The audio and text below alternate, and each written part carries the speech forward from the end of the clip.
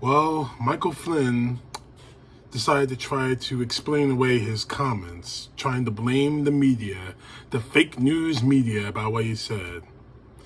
As I said in yesterday's video, he actually answered a question from a Marine saying, why can't we have a military coup in this country like we did in Myanmar? Now, he puts out this statement saying that the media has twisted his words, and I quote, "For all the fake news journalists, let me be very clear. There is no reason whatsoever for any coup in America, and I do not and have not at any time called for any action of the sort. I am no longer a stranger to media manipulating my words, and therefore let me repeat my response to a question asked at the conference. There is no reason for it. It should happen here in America." Well, actually, in his statement in Twitter, he said this: "There is no reason for it, in parentheses, a coup should happen in here, in parentheses, in America." Nice try, you lying son of a bitch. You did call for it. And you had a meeting after which, with Donald Trump, after which you called for it as well, calling for martial law for states to actually take charge of the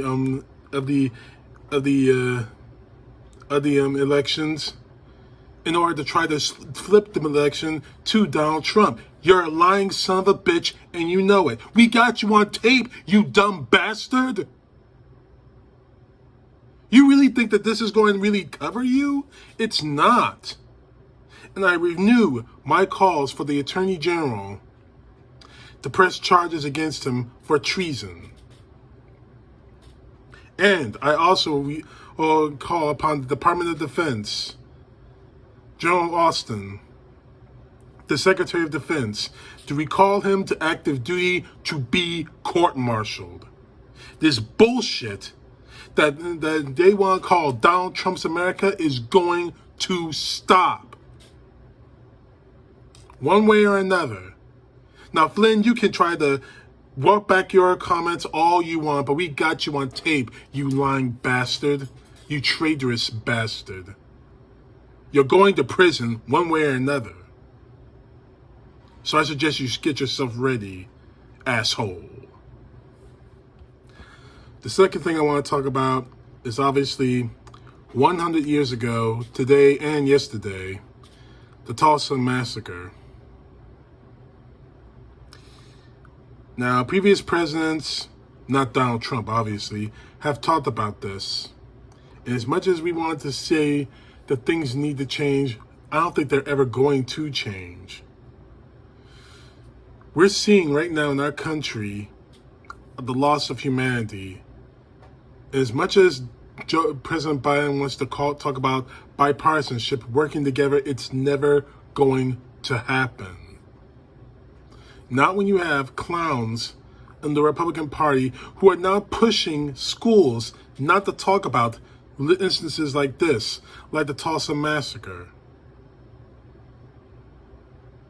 Not when you have people who are inching us closer and closer to another Tulsa massacre. These people want it to happen. For instance, in this particular case, I posted on my Facebook page, CTP Know the Truth, a newspaper article about what happened back then in 1921. And the only headline we saw was two white people injured in Tulsa. The Republicans will always try to whitewash American history. Now, it's not a bad thing to want to see yourself as the good guys. But when it comes to something as fragile as democracy, as fragile as this nation, you've got to tell the entire truth. The good, the bad, the ugly, the murderous, the bloody, all of it. Because if we can't learn from that past, we are going to repeat it sometime in the future. January 6th was the perfect example of that. The Republican Party are especially the perfect example of that. Now, real quick, I'm going to read another article from John Pavlovitz. And frankly, it illustrates exactly what I'm talking about. Not just with Tulsa, but everything that's happened in the existence of this nation. And maybe you'll understand why I'm doing what I'm doing here. Why others of us are doing what we're doing. Take a listen to this. For months, I've been hearing about pursuing a bipartisan America, about this nation needing to forge a new spirit of political collaboration if we ever hope to bridge the massive divides here. I'm tired of hearing that. We all know how we got here. We all lived through the past 5 years. We saw the both sides rhetoric in Charlottesville. We saw the George Floyd murder. We saw the violence against BLM and protesters. We are seeing the support for Kyle Rittenhouse. We saw the conspiratorial pandemic denials. We saw the anti-mask defiance. We saw the legislative attacks during the election. We saw the terrorism in the Capitol. We saw the lack of response by the government. We can't apologize for seeing it, and we can't be gaslit into thinking we didn't see it. And we can't be guiled into forgetting that we ever saw it. The divides in this country are not arbitrary, and they're not meritless. They exist for a reason.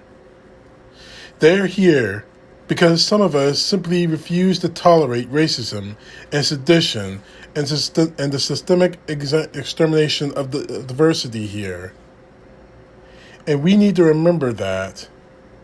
This isn't blind tribalism. This is our shared decency rejecting something so very indecent.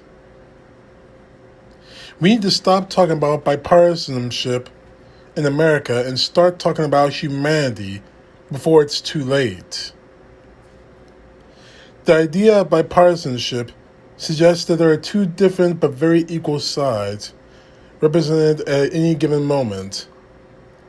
This is inaccurate in this version of America. Knowingly perpetuating a dangerous lie of a voter fraud is not a valid side.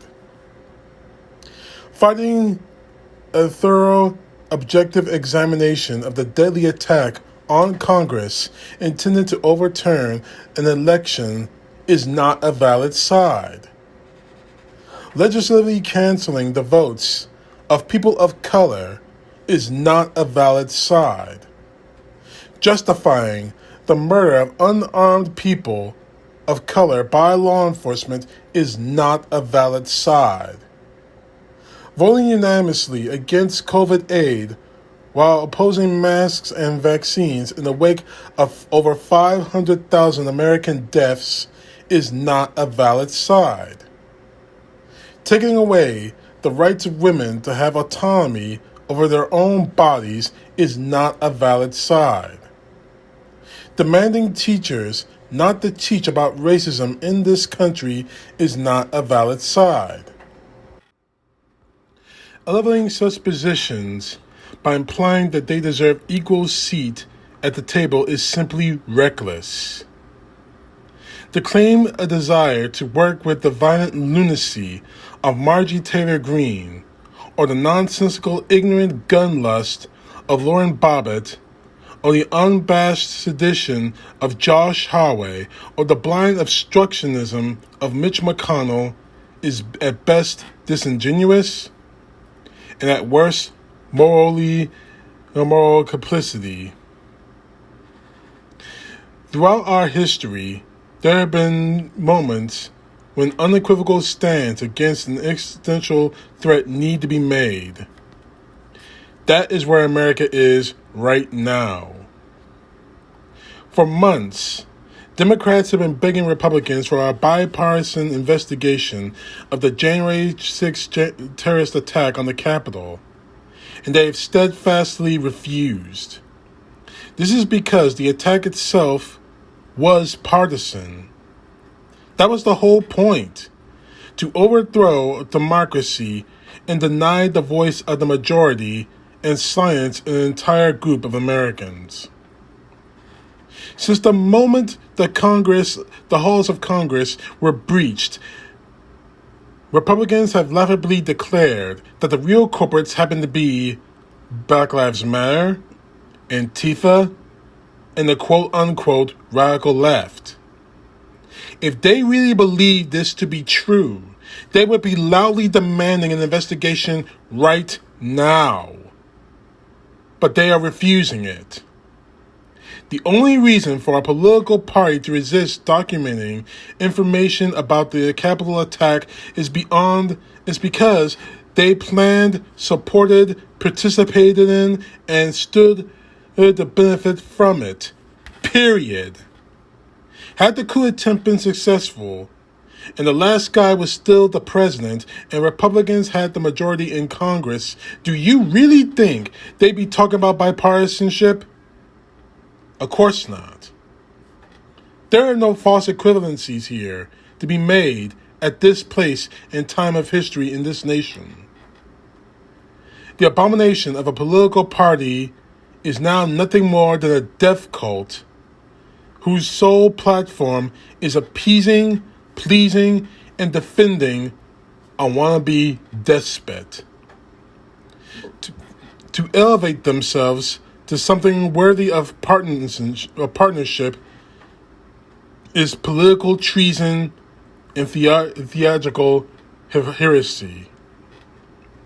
To entertain conspiracy or abide terrorism or enable bigotry in the name of some ceremonial both-sidism makes a mockery of the costly battles so many vulnerable communities have fought before us in order to make this a place where blind nationalism does not rule the day and where a minority of extremists can't have their way.